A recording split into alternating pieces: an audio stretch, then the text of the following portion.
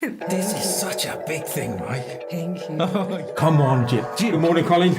Morning. Thank you very much for coming on the show. Hello and welcome to Qatar's first sports podcast, In the Game. I'm your host, Steve Mackey, and we can't wait to introduce you to everything that is sports here in Qatar and afar. We're going to be bringing you personalities, company owners, institutions, individuals that are making a real difference.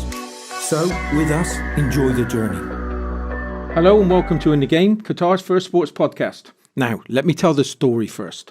So I went to the under-19s football the other night, and I'm coming out of the back of the stadium or seating area, and I see this. Now I know it's 15-meter high wall, and I'm like going, "Oh, that looks exciting. Let me go down and see if I can chat to somebody." And I went down there. You were at the top. You were at the top of this wall, kind of going sideways at the time. Oh, by the way, everybody, Michael, we're going to get to this. This is Michael. He's a rock climber. You're going to introduce yourself, obviously, in a minute. But you were amazing on that wall. It was, oh, my word.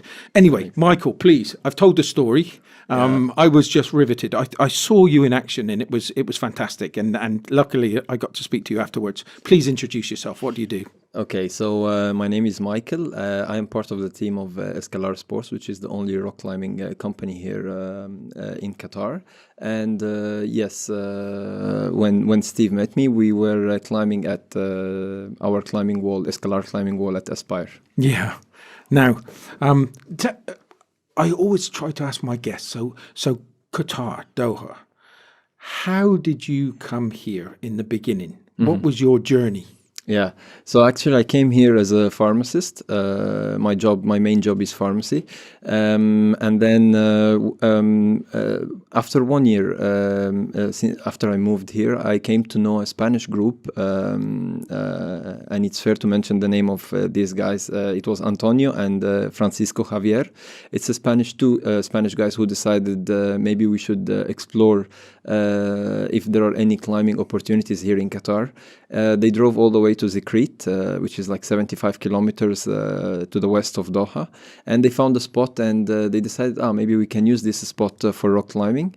And that was it. They started the rock climbing scene here in Doha. I joined them. Many other people joined them, and the community started. It started to grow since then. Yeah, and you've just touched on the subject where you say the community. One thing I noticed when I was there was everybody, the buddy system. Yeah. Obviously, somebody's going to have to be holding the safety rope. Yeah. But it was a great camaraderie, and it was like you were all so close. Yeah, that's the beauty of climbing. It's first of all, you need to have a partner all the time. Unless you're free soloing, you're doing a free solo. That's nothing we do here. But in general, if you're climbing, you need to have a partner, and it's quite common to find a couple of your climbing buddies sitting there, encouraging you, motivating you to do. If you're like being challenged by certain route. So it's more of a group thing. You're climbing on your own in the end, but it's more of a group thing. I love it because just speaking to you just before we came into it's the community-led thing, and you're doing so much now. So just from you're pharmacist. Yeah. Okay. And then all of a sudden you have this conversation. Let's just go for a climb somewhere, and then all of a sudden the seed was sown. Yeah. And then all of a sudden, now to this stage where you've got you've got a fantastic community, and you're teaching so many kids. Yeah. So our team in Escalar, we do lots of programs for adults as well as kids, by the way. So we take pride that in the fact that we have many of the adults that are climbing with us now. They have started with us, where we have adult courses to introduce them to rock climbing. It's a 3-day course, but also we have courses for kids, which is we call it Escalar Academy program, which runs from October all the way up to May. And it's an academy that builds on many many of the ingredients that are needed for rock climbing, which we can come across. So I would need to do a course first. If I wanted to join your group, I would need to do a 3-day course first. Exactly. If you have previous experience back home, if you have ever climbed before, then we will assess your skills and make sure that you can climb safely, and then you're good to go. You can get a membership and start climbing on your own, obviously with a climbing buddy. But if you have never had a previous experience with climbing, then you will have to take the 3-day introductory course. So again, this is important, I suppose. So how do people get in contact with you? I think I went to your Facebook. Mm-hmm. Yeah, so there is a Facebook page. It's Escalar. Its name is Escalar. Also, we have Instagram page, Escalar Sports. And we have our website, escalar.qa, www.escalar.qa. And is it for a complete beginner, is it easy to take up? Is it easy to start? Yeah, climbing is for everyone. We have some really easy routes, as if it's almost as if you're climbing a ladder. So this is for pure beginners, not to intimidate them. And then eventually, once you want to be challenged, you can always have more challenging routes, and the challenge is based on how much balance and technique you need to use to get to the top of this route. Also, it's about the size of the holds that you're using. We have some routes where you have big jugs that you can easily hold on and just pull yourself up on it, but then the more it gets challenging, the smaller are the holds you're holding on. And with this, obviously, it's a buddy system, so you climb the wall, you've got somebody holding your weight so that if you do come off the wall, you're safe. What kind of with me or with it? What are the muscles that I'm going to use with this? What are the areas that I'm going to benefit from? Yeah, so there is this perception whenever someone is climbing for the first time, they believe it's all about upper body strength, while it's actually the other way around. It's more about trusting the lower body and pushing or initiating the move from the lower body. Right. So obviously you're training the upper body because you're using the shoulders, you're using the forearm, you're using the back muscles. But at the same time, if you only depend on your upper body, you won't be able to improve in rock climbing. But once you kind of do this brain switch and you focus on initiating the move from the lower body and giving getting the momentum or the initiation or the push for the move, it starts from the lower body, you will see a great improvement. So I would say it trains upper as well as lower body. And again, I'm sorry, I've only done, when I was young, 16, 17 years old, that I'd done some in the forces, but what kind of fitness levels? How is it going to is it going to be good for fitness levels? Is it going to be good for beginners? People that are just starting out and they want to get into fitness, they want to do something that's enjoyable, that's social, you can socialize with. Yeah. Is this the perfect sport for this? It is. Because as I said, no matter what's your power or your fitness level, you can always do it for fun. And you can easily go for like one of the easy routes and just climb, enjoy the climb, even if you don't reach. That's what we tell the people all the time. It's not about reaching the top, just enjoy the process, enjoy the journey, and even if you stop halfway, usually what I see with our climbers, our beginner climbers, it takes them less than a week to reach to the top of that route that they perceived as a challenging one. Yeah. And you can always have the easy ones and you can have the difficult ones. This is when it comes to strength, but also you can use rock climbing for endurance. So you will see many of our climbers going on an easy route, but doing it a couple of times non-stop. So this is more like kind of it sounds endurance perfect training. because you can take it at your own speed. Yeah. So you can you can go up as far as you, and then just build up and have. And I think it's wonderful. When I was watching you, and I stood there for quite some time, it's like there was people at different levels. Yeah. And there was people that were getting to a stage and this was their goal. You could see that, and they were excited about reaching their goal. So that's what I like about it, because you don't have to set yourself to get up up to the top the first time. No, that's what we try to stress on every time, guys. It's not about reaching the top, it's just about enjoying it. And of course, when you reach the top, you have this kind of sense of achievement that you enjoy. But But even reaching halfway, it's many people who have just started, they find it entertaining enough, and then they build up on that, and little by little, most of them, it takes them less than a week to finish that road. It's fantastic, and which I with the guests that come on the show, nothing surprises me anymore, because there's common words that come up, and there's a lot of people say, well, I got into it because of luck. I saw my brother Jaham, we had on, he was a golfer, and the reason he got into golf was he saw his brother having time off of school in the afternoons. So he looked up and he said, oh, come on, how are you getting the afternoons off? He said, well, I'm going to play golf. He said, okay, I'm going to go and do that too. And so many years later, he's here in Qatar. He's playing in the Masters. He's playing off virtually a kind of handicap. Yeah, but I think it was +1 that he was on. But it was just through luck. And there's so many people that done that. But I'm listening to your story. It's just the same. Yeah. You met some guys that you kind of you met, and then all of a sudden you went to do this, and now you've got a business. Yeah. There's a business there. Yeah. And most of all, what you're giving back is the kids, right? So we haven't even touched on that. So what do you do with the children? Yeah, so we have two different programs for the children. We have an afternoon program where individual kids who are coming with their parents and the parents want to enroll them in our academy program. Okay. We will enroll them, and the programs, they run from 4 p.m. up to 7 p.m. every day. Yeah. And then we have school programs, which is also which will be running in the morning time, and it will be targeting obviously the school groups. So we have had many school groups that are coming to train with us in the morning times, and both either the afternoon or the morning program, both of them, they run from October all the way up to May. So it's an 8-month program of training for rock climbing. This training, it includes many things like building on the strength, on endurance, balance, coordination, body and mind coordination, because rock climbing is very good for kids as well as adults, because it builds on the problem-solving skills, on your problem-solving skills. You have a problem and you need to find a way to solve it, and it's not just about strength.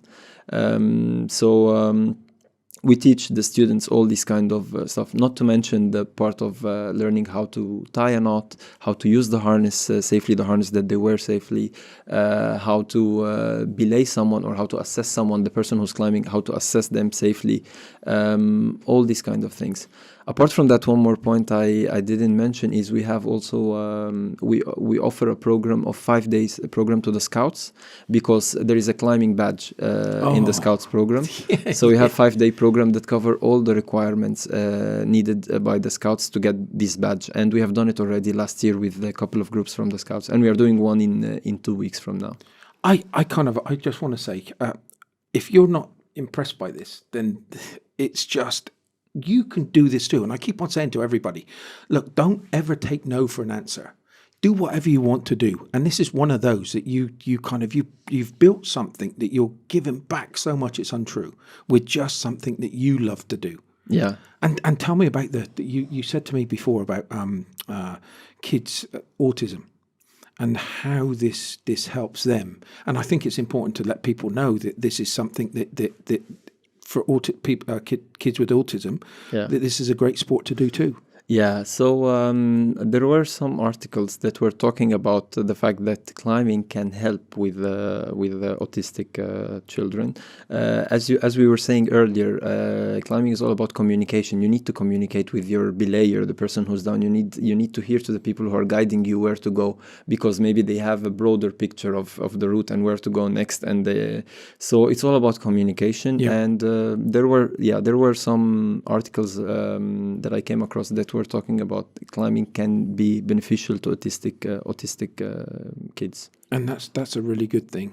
And because I was talking to this we went on a Skype call, and sorry if I missed this, but what age can they start at? At 4. We start from the age of 4. Yeah, because I was talking to this professor in San Francisco on a Skype call, and she was saying at that age it's so important for movement, because your brain's creating the pathways. Exactly. And with movement, and they were saying with knitting. So when I saw you that you've got to think about where you're going to be putting your feet and where you're going to be, and then the safety aspects that you've got to come into, then this is going to be perfect to create those pathways in the brain for years and years to come, so that they can use their hands simultaneously. Exactly. And that's a really good thing, because she was saying that they're doing studies at the moment where playing games and all that, those type of stuff, is where the disorders, all the different disorders are coming in. But if you only kind of had the movement and you kind of help the brain create those pathways, it was going to help those the young kids. Really special. So again, I'm going over things that I've remembered. Whereabouts is this? I know where it is, but it's by the hotel, right? Yeah, it's in Aspire. It's right by Al Azizia Boutique, the big hotel there. We are just behind it. Even if you look on the maps, Escalar Sports climbing wall, you will find it there. It will take you exactly to the spot. And the biggest thing, just look, he's a fantastic guy, very soft spoken. Go along. Okay, go along and have a go. Yeah, that's what we want to do. So let's go on to the techniques, and let's go on, because I'm interested in. I know that I asked you to bring something in that is really important to you as a rock climber. So do you want to? Yeah, so I've brought this chalk. It's a liquid chalk. So as I was telling you, we have two kinds of chalk. We have a powder and liquid chalk. I didn't bring the powder because otherwise it would have been a mess. It would be a mess here. But so I brought the liquid chalk easier. So yeah, chalk is when you're on the mountain, when you are climbing, it can get sweat. You can sweat, and then you don't have a good grip on the rocks. So like many other sports like CrossFit or weightlifting, you will see them using chalk all the time to get good grip. We use it for the same reason. And even though sometimes you have enough chalk, but usually you have these moments on the rock when you're resting, and when you're resting, automatically I will see that my hands are going directly into the chalk bag to re-chalk again. Although I have maybe enough chalk, but it's kind of clearing your brain and preparing for the next move. Or like usually you'll see climbers like choking up while looking at the next move, resting and looking for the next move where they would go. So it goes hand in hand with kind of the moments where you're relaxing and at the same time preparing for the next move. Yeah. Another point I didn't mention earlier, which I like to stress on usually with the people who come to the wall, is that climbing is one of the sports, because it's not repetitive, and you would never get distracted while doing it, thinking about your work or thinking about your kids or thinking about anything else. Because when you're there, you have to be fully focused on it. And at the end of a climbing session, a good climbing session where your brain is busy solving the problems and at the same time you're doing the physical exercise, by the end of it, you will get this feeling of as if you have gone through a good session of meditation or yoga. Yeah. And this I personally have experienced, and many people as well. You cannot think of anything else while doing it. Oh, that is really good. And the one thing that I was, from your point of view, it's like you were having so much fun. And I remember the guy, because he was climbing up and he stopped for a moment, and then he was so immersed into trying to get up the wall. It must have been taking so much energy out of him, because what he did was he came off the wall and then he went back to the wall and he said, "Oh my God, I don't feel any of those pains anymore, any of the things." And I think that it looked like he was just getting himself worked up, and your mind could overtake you, right? And your mind could freak you out about the situation and think more about the pain. Yes, yeah. So that's the thing. It's not just a physical challenge. I won't say it's a challenge, but it's not just a physical journey. It's also a mental one. And you can see that your brain gets stronger and stronger over the time the more you do climbing. Not only the problem-solving part of it, but also fighting the fear of falling. Because many of the people will be like, I don't want to fall. I don't know what will happen. I don't know if this rope will hold me or not. But then once they fall and they let go a couple of times, this fear factor is being replaced by another, very challenged, very challenging and very. I kind of, the one thing that I saw the other night which made me laugh, and it brings back memories for me, and it's got nothing to do with, but it's the safety aspect. Okay, Yeah. I was in the back of a Hercules. We were chucking a big bundle out the back, and we've got a harness around our waist that's onto the static line, and they say that's gonna hold you. But the chief loadie was holding on to it as well, and I was like, "Oh no, I don't trust you. You told me that this was going to save me, and now you're holding on as well." I didn't trust it, so it brought back memories the other night. But what it saw for me was the person down below. It's like they're as much to play in this climb, because they've got to have their senses about them, because at any time that the person could fall off, and there's going to be a bit of a weight transfer, right? Yeah. Yeah, so it's about this person, of course, holding the person who's climbing. But if you try it, you'll see that this person down is not really holding much. It's all about the gear that they are using, which is kind of a brake system. It's called belay device. Okay. And this brake system, it takes most of the weight of the person who's falling, as well as the rope, obviously. So most of the ropes we are using at our wall are dynamic, which is stretched a little bit in order to absorb the shock of the fall. So I would say the climbing process, definitely the belayer, the person on the ground, is part of it, but also the rope and the harness. And usually I like to tell the people when they first join at the wall that how much weight or force this can take. So usually you will see that the ropes or the harness, they can take between 20 to 25 kilonewton of force, which if you transfer it to kilograms, it would be around 2,000 to 2,500 kilogram of force for it. And they're all tested and certified that they can carry such weight. So that's nothing to worry about. Safety, if you stick to the safety points that are described, that are mentioned in the course, there is nothing really to worry about. So okay, we were touching on those harnesses, the ropes, those type of things. These are critical. What are the critical piece? Obviously, the rope is very critical, but what's the other things that are critical to climbing? So if we are talking about safety, then it would be the belay device, of course, the device, the brake system that the belayer is using, the rope and the harness, as we mentioned. And if you're climbing outdoors, it would be the helmet, because at our facility we don't have any loose rocks or anything. It's an artificial wall. If once you go outdoors, you have the risk of having rocks falling on the head of the climber, loose rocks falling. So I would say also one of the critical points to consider when going outdoor is the helmet. But then that's when it comes to safety. Apart from that, the gear that will help you to go up is if you have a climbing shoes, it would definitely boost your performance on the rock if you compare it to using a normal shoes to climb. And the choke, which we talked about already. Yeah, so two important factors. And I have worn the shoes, so I've tried it once or twice, and the shoes they grip, don't they? They really kind of give you a grip in your feet. Yeah. You'll see that the shoes are all pointed, kind of ballerina shoes. Maybe not exactly the same like ballerinas, but you'll see that it's pointed from the front, and it has a lot of support, a lot of strength at the front part. And the whole point is that because you won't see a climber standing with the bottom of their feet on the rock. Never. They're always standing on the tip of their toes, and for this they need these special shoes that can support them at that particular. Fantastic. So now I'm going to ask stuff about what you've done. What's the best climb that you've ever done, and where have you climbed? So we have a climbing group here, the community that I mentioned. Its name is Doha Climbers, and our community is connected with the climbing community in Oman. And obviously, Oman is massive. is an amazing place for rock climbing. They have a lot of natural rocks and mountains there that you can climb.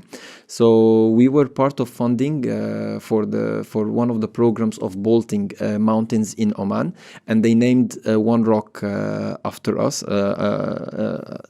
after our name, Doha Climbers, and it was a really pleasure to go there with a friend, and we were the first two persons to climb it from Doha, the two of us. It was not a very challenging route, and that's again back to the point I was telling you. It's not about how challenging it is, but about what it means to you and how much you enjoy it.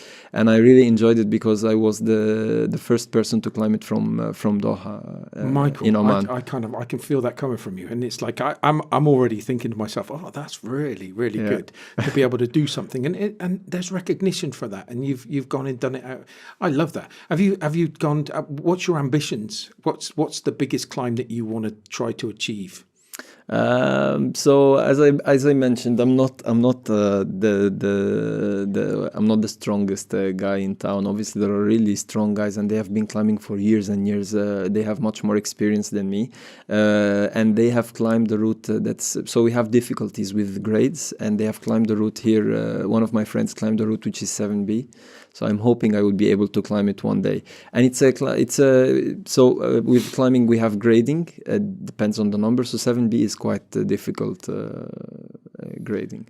I told you outside that 30 minutes, you were a little concerned at one stage because we were going to have the cameras, right? Yeah. And I was going, don't worry. But how quickly is the 30 minutes gone? Is it done already? Oh, my word. Yeah, it was fast.